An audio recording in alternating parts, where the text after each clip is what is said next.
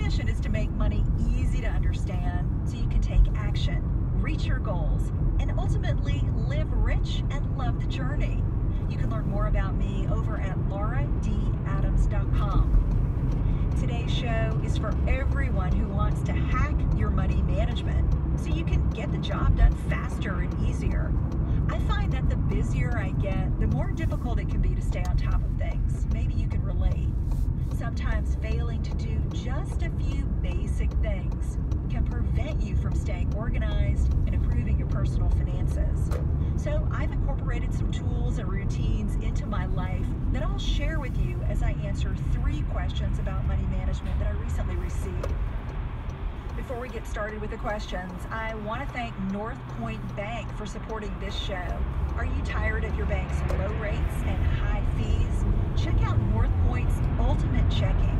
This is a no minimum balance checking account that pays up to 5.0% APY. You heard me right, 5.0% APY, and even offers free ATMs.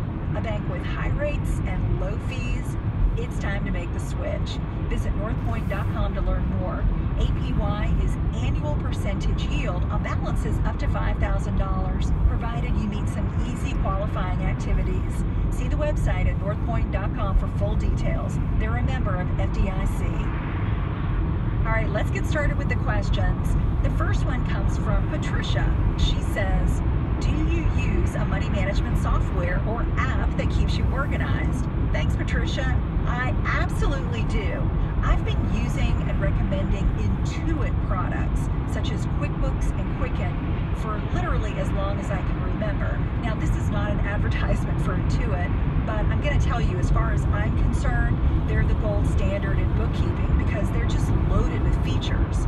They're available for Windows or Mac, have endless reporting options, and offer mobile apps.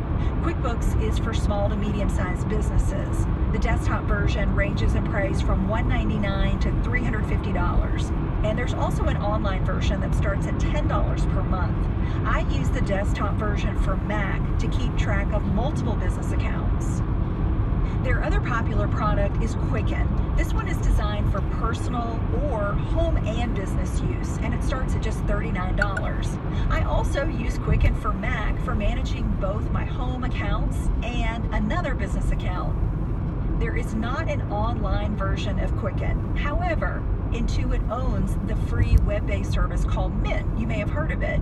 Mint is a terrific option for personal use if you don't mind being served ads that support the free platform.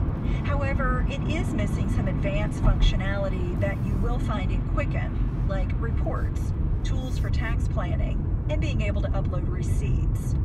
All of these desktop and online products that I've mentioned allow you to import your bank and credit card transactions securely, so you've got up-to-the-minute balances for all your financial accounts in one place. As your transactions come in, the program assigns them categories like restaurant, clothing, or loan payment.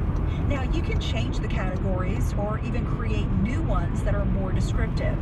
This is really what makes QuickBooks and Quicken so valuable, especially at tax time. Being able to quickly run reports showing totals for my rental property income, home office expenses, business expenses, and charitable donations is amazing. Having accurate categories also makes it really easy to set and monitor a budget.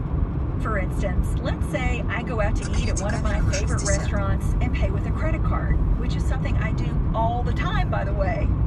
The next time I open Quicken, my dining expense gets pulled in. If I've been to that restaurant before, Quicken remembers the merchant name and assigns it the same category as before, like restaurant. But let's say it's a new place that I've never been to. Quicken may call it something slightly different at first, like fast food. If I want to keep tabs on all of my dining out as one category called restaurant, it's easy to manually change the category from fast food to restaurant. Now I can easily see how much I've spent dining out by the day, week, month, or quarter. I can view it in a budgeting tool or even print out a report. Using a financial program also makes it easy to catch fraudulent transactions right away. Recently, I was reviewing my transactions at Quicken and noticed a rewards charge on my credit card that was not mine. I reported it the next day, and my credit card company reversed the charge and issued me a card with a new number. Problem solved. So if you're not centralizing all your financial information yet into a program like Mint or Quicken, I strongly recommend that you give it a try. It's safe, it's either free or costs very little, and saves huge amounts of time once you have it connected to your financial accounts. All right, moving on to question number 2. This one comes from Stephanie. She says, in a recent podcast, you talked about the risk of using debit cards for certain types of purchases. Most of my transactions fall into the risky categories, especially shopping online. I'd like to use my credit card instead, but I also have a high-yield rewards checking account where I must meet a minimum number of debit transactions per month, among other qualifications. What's the best way to balance the risk of using a debit card with the rewards I get from the account? Thanks, Stephanie. That's a great question that I've actually never received before. Before I answer it, I want to thank our sponsor, Third Love. This one's just for the ladies because they make the most incredible t-shirt bra I've ever owned. I didn't think it would be so special, but they sent me one, and I gotta tell you, it is incredibly comfortable, super soft, and invisible under every outfit. Unlike other t-shirt bras, it has details like a tagless label and pleated straps. These special details give your everyday look a hint of luxury. Third Love stands behind this product so much that they're willing to let Money Girl listeners try this bra risk-free. Just pay $1 for shipping. Wear and wash it for 30 days, and they'll only charge you if you love it and you want to keep it. If you don't love it, no problem, send it back for free. Go to thirdlove.com/moneygirl to get started. The podcast Stephanie mentioned in her question is episode number 403, called 6 Risky Situations When You Should Avoid Using a Debit Card. In that show, I discuss some of the worst places to use a debit card and recommend that you use a credit card instead. As she mentions, shopping online is one of the worst places to use a debit card.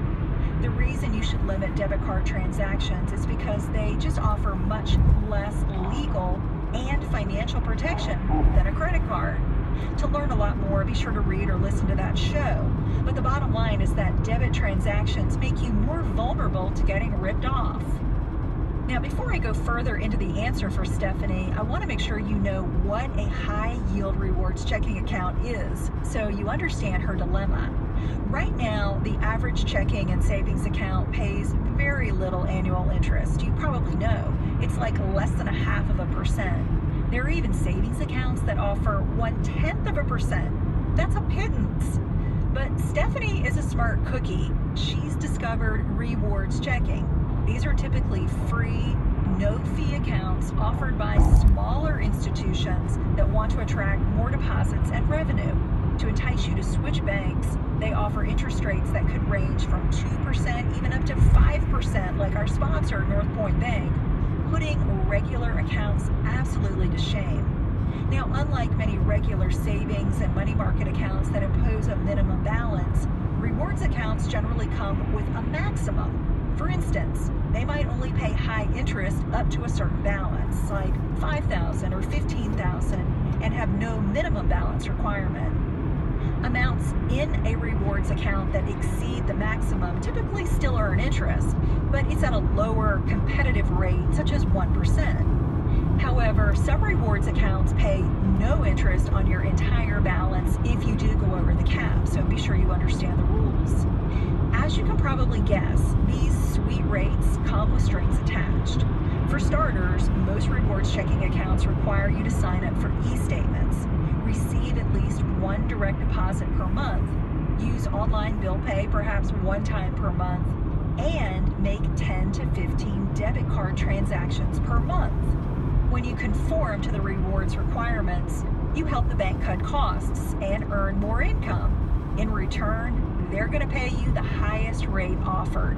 But if you don't play by the rules, you'll only get the default rate, which could be something like that pitiful 0.1% that I previously mentioned. So Stephanie is wondering how to make enough debit transactions each month in order to qualify for the highest interest rate possible without jeopardizing her security? Okay, here's my answer, Stephanie. The safest way to use your debit card is with local merchants, such as a grocery, pharmacy, office supply, or clothing store, where the card never leaves your sight during the transaction. Now, note that I did not include restaurants. That's because they typically do take your card out of sight, and that's where fraud frequently happens. Here's another tip to hack your rewards account. Get double duty out of each trip to a local store. Ask the clerk to charge you for 1 or 2 items first, and then to ring up the remaining items in a second transaction. Clerks will probably just assume that you need a separate receipt for certain items because you're buying them for someone else or for a business. If you go to the grocery store once a week and you get 2 debit transactions from each trip, well, you've racked up 8 for the month. You might only need a few more transactions to make the monthly quota. To make sure you have enough debit charges each month, make sure you understand the rules. Some accounts do require you to charge at least a certain amount each month, like $500. That would prevent you from making 10 or 15 tiny transactions. So keep a sticky note on your debit card and jot down the date and the amount of each transaction so you make sure you get your quota in each month. And while you're getting those impressive rates from a rewards checking, consider also using it like a savings account. Keep as much of your extra cash in the account as possible so you maximize earnings. Using local merchants instead of online vendors certainly doesn't eliminate the risk of using a debit card. However, if you also watch your bank transactions carefully, you'll catch any fraudulent charges quickly. You can keep an eye on your finances using one of the programs like Mint or Quicken that I previously mentioned. Or you could sign up for email or text alerts through your rewards account that notify you every time a purchase is made. That way you know if someone was using your debit card number without your permission. All right, our final question comes from Brad. He says, I've heard about depositing a check by taking a picture of it with your phone. Is it safe? And what should you do with your paper checks after making an electronic deposit? Thanks for this question, Brad. I've been using my smartphone to deposit paper checks for years, and I'm still surprised by how many tech-savvy people I know who are not doing the same thing. I love this feature. I can't tell you how much time and energy it saves me. Most banking apps include functionality called Remote Deposit Capture. The app takes you step by step through the process. First, you endorse the back of your paper check with your signature, bank name, and account number. Then you snap photos of the front and the back of the check.